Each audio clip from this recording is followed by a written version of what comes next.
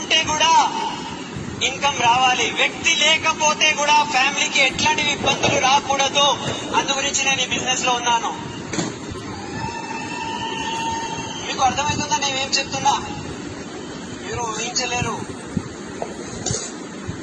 Right? ఒక భర్త పోతే చిన్న చిన్న పిల్లలు ఎట్లా ఉంటారో మీకు తెలియదు.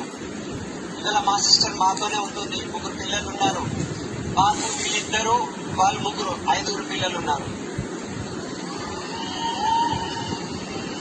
आप एक पॉइंट याद रखो कि मैं जो रोज ऑफिस में जा रहा हूँ, रोज मैं जा रहा हूँ, अगर वो कभी बाय बाय बेटा बोल के मैं से जो गया वापस नहीं आया तो पीछे फैमिली को कौन देखेगा? ये डर मुझे बहुत सताया फ्रेंड्स. ఈ భయం నాకు చాలా చాలా చాలా నేను చాలా డిస్టర్బ్ అయినా దీని గురించి. అండ్ అప్పుడే మా అప్లై నాకు వెస్టీజ్ గురించి చెప్పారు. వెస్టీజ్ ఎందుకు చేయాలి?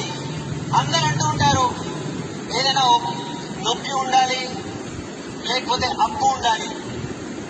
राइट? या तो आपको कर्जा होना या तो आपको दर्द होना.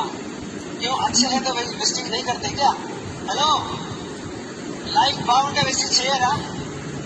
అని ఎప్పుడైనా బ్యాడ్ టైం వస్తే దానికి తయారీ చేయాలి కదా. హలో.